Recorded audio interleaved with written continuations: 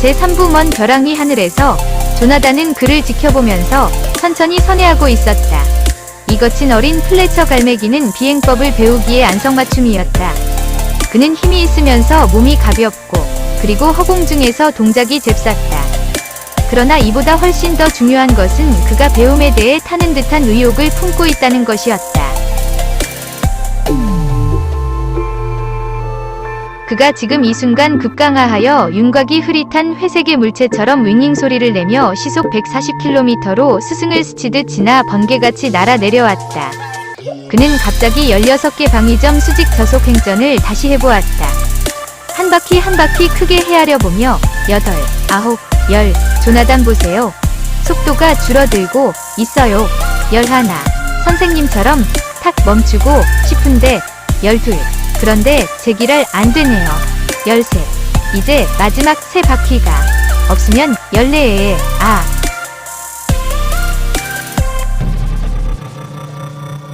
플래처가 최고 속도에서 딱 멈추는 일은 자신의 실패에 대한 우라와 분통으로 더욱 잘 안 되었다. 그는 뒤로 넘어지며 뒹굴었고 거꾸로 사정없이 뱅글뱅글 돌면서 떨어졌다. 그러다가 스승보다 30m가량 밑으로 떨어진 곳에서 겨우 몸의 균형을 되찾고 숨을 헐떡이고 있었다. 선생님은 저 때문에 시간만 낭비하고 계시네요. 조나단, 저는 너무 머리가 멍청하고 바보인 모양이에요. 해보고 또 해봐도 안 되네요. 갈매기 조나단은 그를 내려다보며 고개를 끄덕였다. 그렇게 억지로 급하게 상승하려고 하는 한 절대로 되지 않을 거야. 플래처, 너는 방향을 바꾸는 순간에 이미 시속 60km나 되는 속력을 잃었다. 부드럽게 해야 돼. 확고부동하게. 그러나 부드럽게. 알았어. 3개월이 지날 때쯤에는 조나단은 6명이 또 다른 제자들을 거느리게 되었는데 그들은 모두 추방당한 갈매기들로서 나는 기쁨을 위해 난다는 이 새롭고 희한한 생각에 호기심들이 대단했다. 하지만 그들에게는 고도의 비행 기술을 연습하는 일이 왜 연습을 해야 하는가 하는 이유를 이해하는 일보다 오히려 더 쉬웠다. 우리들 각자는 실제로 위대한 갈매기의 인형, 즉 무한한 자유의 인형 그 자체란다. 모래토비에서 조나단은 저녁마다 이런 이야기를 하곤 했다. 그리고 정확한 비행은 우리의 진정한 본질을 표현하기 위해 내딛는 한 걸음인 것이다. 우리는 우리를 제한하는 모든 것을 물리쳐야 하는 거다. 그래서 우리는 이러한 고속 비행, 저속 비행, 공중고개 따위를 하고 있는 거란다. 그러나 제자들은 그날의 비행으로 기진 맥진하여 꾸벅꾸벅 졸기가 일쑤였다. 그들은 연습하기를 좋아했다.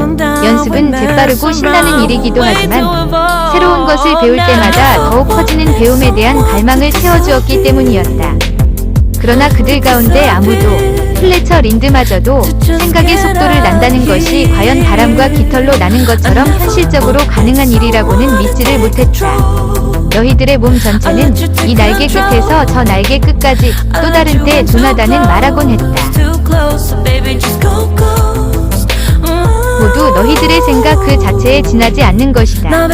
즉 생각이 눈에 보이는 형체로 나타난 것이라고 말할 수 있겠지. 생각의 사슬을 끊어버리면 너희들은 육체의 사슬도 또한 끊어버리는 셈이지. 그러나 그가 어떤 식으로 설명하든 그들에게 그것은 재미있는 소설 이야기처럼 들렸고 그래서 그들은 더욱 잠이 왔다. 한 달쯤이 지났을까 했을 때 조나단은 갈매기 떼에게로 돌아갈 때가 왔다고 말했다. 우리는 아직 각오가 돼 있지 않아요. 하고 갈매기 헨리 칼빈이 말했다. 우리는 환영받지 못해요. 우리는 추방당한 갈매기인거려. 환영받지도 못할 곳에 억지로 갈 수는 없잖아요. 그렇지 않아요. 우리에겐 가고 싶은 곳에 마음대로 갈 수 있는 자유와 우리들 자신이 우리들의 자유가 있는 거란다. 조나단이 대답했다. 그리고 그는 모래톱으로부터 날아올라 갈매기 떼의 본거지가 있는 동쪽으로 방향을 바꾸었다. 그의 제자들은 잠시 고뇌에 사로잡혔다. 왜냐하면 갈매기 떼의 법에 의하면 추방당한 자는 결코 되돌아가는 것이 아니었고 그 법은 수만 년 동안 한 번도 어겨진 일이 없었기 때문이었다. 법은 가지 말 것을 요구했고 조나단은 가자고 했다. 그리고 벌써 조나단은 저 앞 바다까지 날아가고 있었다. 만약 그들이 더 이상 지체한다면 조나단은 저기에 찬 갈매기 떼 속으로 혼자 가게 될 것이었다. 하기야, 우리 자신이 갈매기 떼에 속해 있는 게 아니니까 그 법을 지킬 필요가 없는 것 아니겠어? 그렇지 않아? 플래처가 열저거하면서 말했다. 더군다나 싸움이라도 난다면 여기 있는 것보다 거기에 있는 게 더 도움이 될 것 아니겠어? 그렇게 해서 그들은 그날 아침 날개 끝과 날개 끝이 거의 겹친 상태로 8비서 2개의 다이아몬드 대형으로 편대를 지어서 동쪽으로 날아갔다.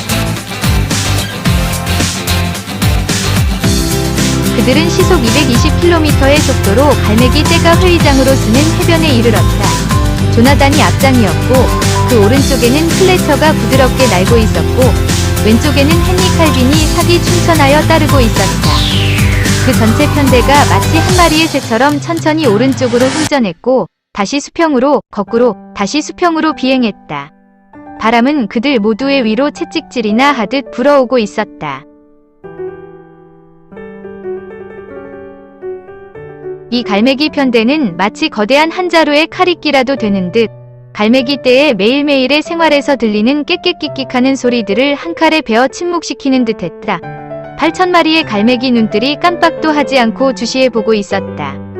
이들 8마리의 갈매기는 한 마리씩 날쌔게 공중으로 솟아올라 크게 한 바퀴 원을 그리며 천천히 날아 내려오다가 속력을 딱 죽이고 모래 위에 사뿐히 내려앉았다. 그리고 마치 이런 일은 매일 하는 일상 쌓이기라도 하다는 듯 조나단은 그 비행에 대한 평을 하기 시작했다.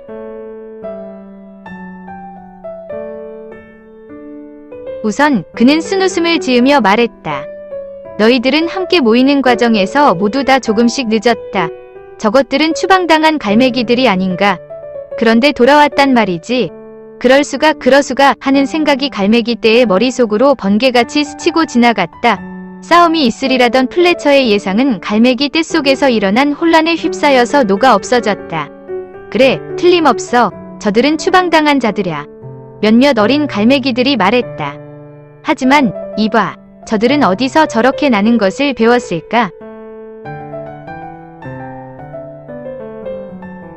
우두머리 갈매기의 말이 갈매기 떼에서 완전히 전달되기까지는 거의 1시간이나 걸렸다.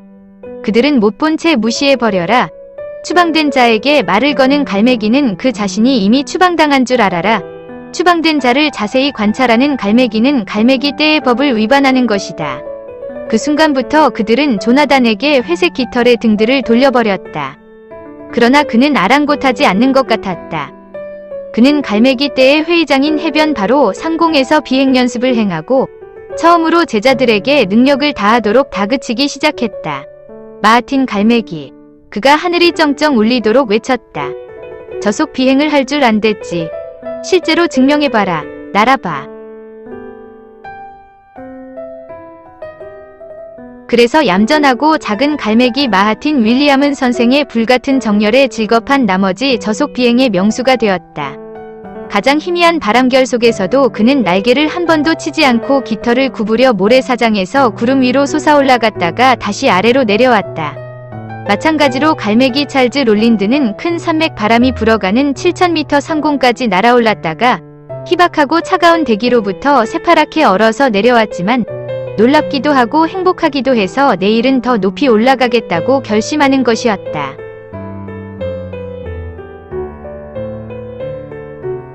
어느 누구보다 공중고개를 좋아하는 플래처는 16개 방위점 수직 저속 횡전을 드디어 해냈고 다음 날은 그것을 해내고서 옆으로 3바퀴 제주를 넘어 마지막을 장식했는데 그의 깃털에 반사된 새하얀 햇살이 많은 갈매기들의 눈이 그것을 몰래 훔쳐보고 있는 해변에 번쩍번쩍 빛났다.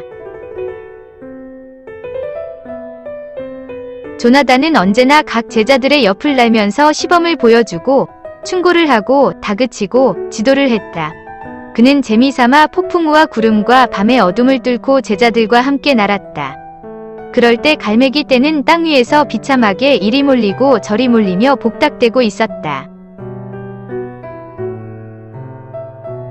비행이 끝나면 제자들은 모래톱에서 쉬었고 또 때가 되면 조나단에게 더욱 열심히 귀를 기울였다. 그는 그들이 이해할 수 없는 어떤 유별난 생각을 가졌는가 하면 그들이 이해할 수 있는 훌륭한 생각도 갖고 있었다.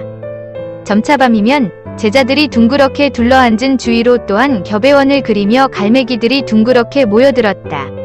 이들은 어둠 속에서 몇 시간이고 귀를 기울이고 있는 호기심 많은 갈매기들이었는데 서로 보려고도 하지 않고 남의 눈에 띄고 싶지도 않아서 날이 밝기 전에 모두 사라져 버리는 것이었다. 갈매기 떼에서 한 마리의 갈매기가 이탈하여 나와 비행법을 가르쳐 달라고 요청한 것은 그들이 돌아온 지 한 달쯤 지난 뒤의 일이었다. 그렇게 요청함으로써 갈매기 테렌스 로웰은 추방된 자라는 낙인이 찍힌 저주받은 새가 되었고 그리고 조나단의 8번째 제자가 되었다. 그 다음날 밤 갈매기 커크 메이나하드가 왼쪽 날개를 질질 끌며 모래톱을 비틀비틀 가로질러 와서 조나단의 발 아래 쓰러졌다. 도와주세요. 그는 다 죽어가는 자의 목소리로 아주 조용히 말했다. 이 세상에서 다른 무엇보다도 날고 싶어요. 그러면 따라오너라. 하고 조나단이 말했다. 나와 함께 공중으로 올라가서 시작해보자. 이해하지 못하시는군요. 제 날개를 좀 보세요. 날개를 움직일 수 없어요. 메이나하드 갈매기야. 너는 지금 여기서 내 자신이 될, 너의 진정한 자신이 될 자유가 있다. 아무것도 너를 방해할 수는 없다. 그것이 위대한 갈매기의 법칙이고 실제하는 유일한 법칙이야. 제가 날 수 있다는 말씀입니까? 너는 자유롭다는 말이다. 그 말이 떨어지기가 무섭게 재빨리 갈매기 커크 메이나하드는 힘들이지 않고 그의 두 날개를 펼치고 그리고 어두운 밤하늘로 날아올랐다. 그가 150m 상공에서 마음껏 소리내어 외치는 바람에 갈매기 떼가 잠에서 깨었다. 나는 날 수 있다. 자, 들어보시오. 나는 날 수 있다. 해가 뜰 무렵에는 1000마리 가까운 새들이 조나단의 제자들 둘레에 모여들어서 호기심에 찬 눈으로 메이나하드를 바라보고 있었다. 그들은 남들이 보든지 말든지 상관치 않았고 조나단 갈매기의 말을 이해하려고 애쓰면서 귀를 기울였다. 그는 매우 간단한 것들에 대해 갈매기가 나는 것은 당연한 일이라는 것, 갈매기의 본질은 바로 자유라는 것, 그 자유를 방해하는 것은 그것이 어떠한 형태의 의식이든 미신이든 제약이든 여하튼 물리쳐 버려야 한다는 것에 대해 이야기했다. 물리쳐 버려야 된다고요? 군중 속에서 누군가가 외쳤다. 그것이 갈매기 떼의 법률일 경우에도 말입니까? 자유로 이끌어가는 법만이 참된 법이다. 그 밖에 다른 법이란 없다. 고 조나단이 말했다. 당신은 어떻게 우리들이 당신처럼 날 수 있다고 기대하십니까? 당신은 다른 새들보다 뛰어난, 특별하고 재주있고 그리고 신성한 새입니다. 다른 목소리가 들려왔다.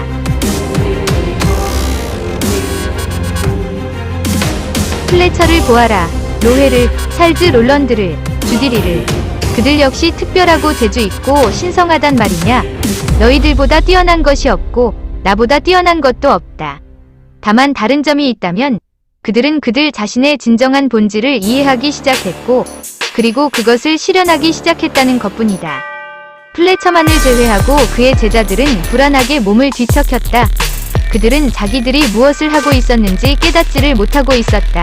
질문하러 오는 새들, 숭배해 오는 새들, 경멸하러 오는 새들 등으로 매일같이 군중은 늘어갔다. 어느 날 아침 고등 고속 비행 훈련을 마친 뒤 플래처가 조나단에게 말했다. 갈매기들이 그러는데 당신은 위대한 갈매기 그분의 아들이거나 아니면 당신의 시대보다 1000년이나 앞선 갈매기라는 거예요. 조나단은 한숨을 쉬었다. 오해로 얻은 이름이구나 하고 그는 생각했다. 그들은 나를 악마 아니면 신이라고 부르는구나. 내 생각은 어떠냐? 플래처, 우리들이 우리의 시대보다 앞서 있는 것이냐? 한동안 대답이 없었다. 글쎄요, 이런 식의 비행법은 언제나 여기에 있어 왔고 그것을 발견하려고 원하는 자는 누구나 배울 수 있는 것이지요. 그것은 시간과는 관계없는 것입니다. 어쩌면 우리는 유행에 앞서 있는지 모르지요. 대부분의 갈매기가 나는 식보다 앞선 식으로 날고 있다고나 할까요? 그거 근사한 이야기군. 잠시 몸을 뒤집은 자세로 날기 위해 회전하면서 조나단이 말했다. 시대에 앞선다는 말보다 훨씬 듣기 좋은데. 그 후 꼭 일주일 뒤에 다음과 같은 일이 일어났다. 플래처가 한 학급의 새 제자들에게 고속비행의 요령 등을 시범으로 보여주고 있었다. 그는 2000m 상공으로부터 급강하하여 지상에서 불과 몇이 안 되는 지점에서 방향을 틀어 회색의 긴 줄을 긋듯 총알처럼 수평으로 날고 있었다. 이때 처음 날아보는 어린 갈매기 한 마리가 어미새를 부르면서 플래처의 정면으로 곧장 날아왔다. 이 어린 갈매기를 피하기 위하여 플래처는 시속 320km 정도의 속도로 날다가 순간적으로 왼쪽을 획 방향을 틀어 단단한 화강암 절벽에 꼬나 박았다. 그에게 그 바위는 마치 다른 세계로 들어가는 딱딱하고 거대한 하나의 문처럼 느껴졌다. 그가 충돌하는 순간에 두려움과 충격과 암흑이 왈칵 밀어닥쳤고, 그리고 그는 기억이 가물가물한 가운데 두렵고 슬프고 안타까운, 말할 수 없이 안타까운 가운데 어딘가 낯선 세계에서 둥둥 떠가고 있었다. 이윽고 어떤 목소리가 들려왔다. 그것은 그가 처음 갈매기 조나단 리빙스턴을 만났던 날 들은 그 목소리였다. 플래처, 우리가 참을성 있게 순서에 따라 우리의 한계들을 넘어서려고 노력하는 거기에 비결은 있는 것이다. 우리의 계획에서 바위를 뚫고 지나가는 일은 얼마 뒤에 할 과정이다. 조나단이구나. 위대한 갈매기의 아들로도 알려진 몸이지. 그의 스승 조나단, 이 무표정하게 말했다. 여기서 무엇을 하고 계시는 거죠? 그 절벽, 나는 죽지 않았던가요? 아, 플래처, 진정하고 생각해봐라. 지금 네가 내게 말을 하고 있는 것으로 보아서 너는 분명히 죽은 게 아니지. 그렇지, 네가 우연히도 해낸 일은 너의 의식 수준을 뜻밖의 느닷없이 바꾼 것이었어. 여기에 머물면서 이 수준의 것을 계속 배우든지, 그런데 그것을 앞서 네가 하던 것보다 훨씬 더 높은 수준이야. 아니면 다시 돌아가서 갈매기 떼와 함께 일하든. 이제 선택은 내게 달려있는 거야.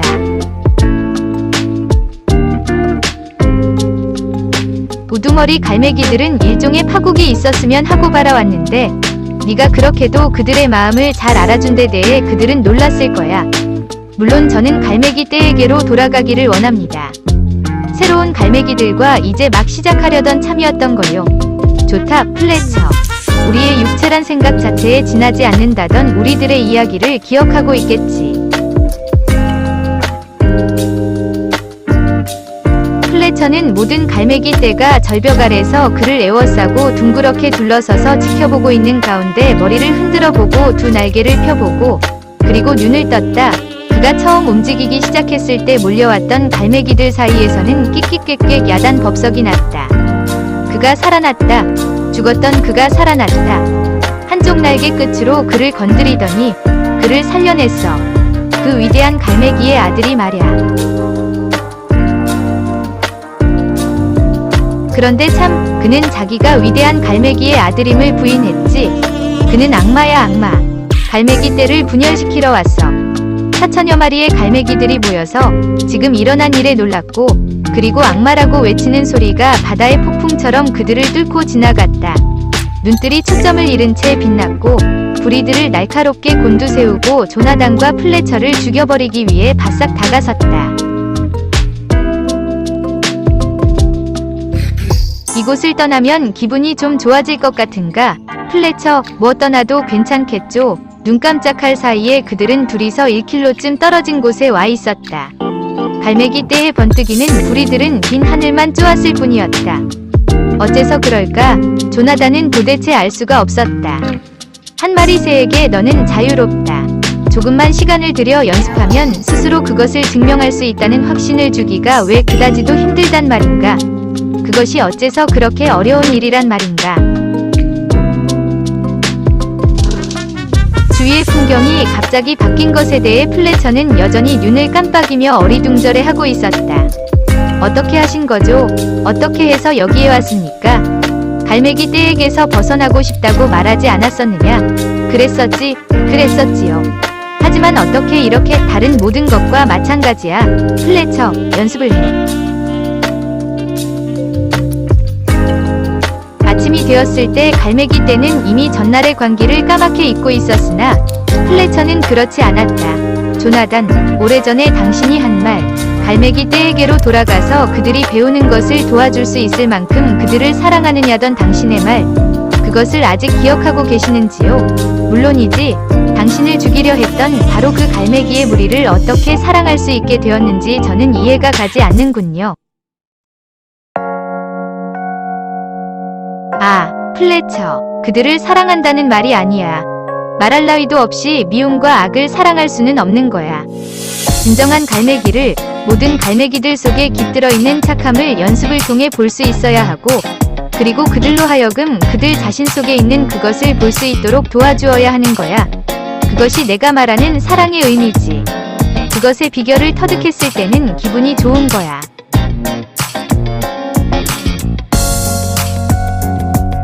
예를 들어서 나는 거센 어린 갈매기를 기억하고 있지. 이름은 갈매기 플래처 린드. 막 추방당해서 먼 벼랑 위에 자신의 절망적인 지옥을 마련하면서 갈매기 떼와 죽기를 각오하고 싸울 참이었었지. 그런데 오늘 그는 여기에서 지옥이 아니라 천국을 꾸미며 전체 갈매기 떼를 그리고 이끌어가고 있는 거야. 플래처는 스승에게로 몸을 돌렸다. 그의 눈에는 잠시 놀란 기색이 어렸다. 제가 이끌어가고 있다고요? 당신이 스승인데 떠나셔서는 안 됩니다. 안 될까? 빛을 향해 가고 있는 이곳의 갈매기 떼보다 더욱더 하나의 스승을 필요로 하는 다른 갈매기 떼들이, 다른 많은 플래처들이 있을 거라는 생각이 안 들어. 제가 어떻게요? 저는 한 마리의 평범한 갈매기인데, 하지만 당신은 위대한 갈매기의 독생자라 이 말이지. 조나단은 한숨을 쉬고 바다를 내다보았다. 너에겐 이제 더 이상 내가 필요 없어. 너는 매일매일 조금씩 더 내 자신을, 무한한 플래처 갈매기를 발견해 나가기만 하면 되는 거야. 무한한 플래처, 그가 너의 스승이야. 그를 이해하고 그를 본받아 훈련하면 돼.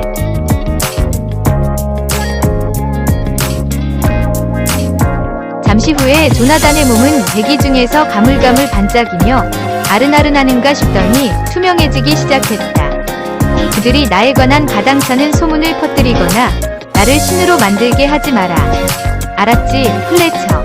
나는 한 마리의 갈매기야. 나는 날기를 좋아하고, 어쩌면 조나단, 가련한 플래처. 너의 눈이 내게 이야기하고 있는 것을 믿지 말아라. 내 눈이 보여주고 있는 모든 것은 한계뿐이야. 너의 이해력으로 보고 네가 이미 알고 있는 것을 찾아내라. 그러면 나는 법을 알게 될 거다.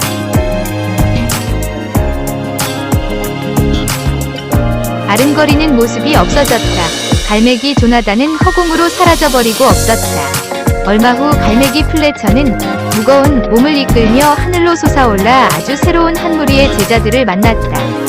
모두 다 첫 수업의 열심이었다. 우선 엄숙하게 말했다. 너희들은 갈매기란 무한한 자유의 이념이라는 것, 위대한 갈매기의 한 영상이라는 것, 그리고 너희들의 몸 전체는 날개 끝에서 날개 끝까지 바로 너희들의 생각 자체라는 것을 이해하지 않으면 안 된다. 젊은 갈매기들은 어리벙벙한 표정으로 그를 바라보았다. 야, 뭐 이래? 공중에서 재주 넘는 법칙에 관한 이야기는 아니잖아. 하고 그들은 생각했다. 플래처는 한숨을 쉬고 위로 날아올라갔다. 좋다. 고 말하면서 그는 그들을 눈여겨 뜯어보았다. 수평 비행부터 시작하자. 그렇게 말하는 순간 그는 조나단이 정말로 자기와 다름없이 신성할 것이 없는 새였다는 것을 불현듯 깨달았던 것이다. 무한하다고 했지, 조나단, 그는 생각했다. 그렇다면 내가 희박한 대기를 넘어가서 당신의 해변의 모습을 나타내고, 그리고 당신에게 비행법에 관한 새로운 한두 가지 사실을 보여줄 시간도 멀지 않았지. 플래처는 자기 제자들에게 엄격한 스승으로 보이려고 애를 썼으나 그는 불현듯 한순간이나마 제자들 모두의 참모습을 발견했고 그들의 참모습의 호의 정도가 아니라 사랑조차 느꼈다. 한계가 없다고 했지요. 조나단, 그런 생각을 하며 그는 미소를 지었다. 배움을 향한 그의 줄다름이 이미 시작된 것이었다.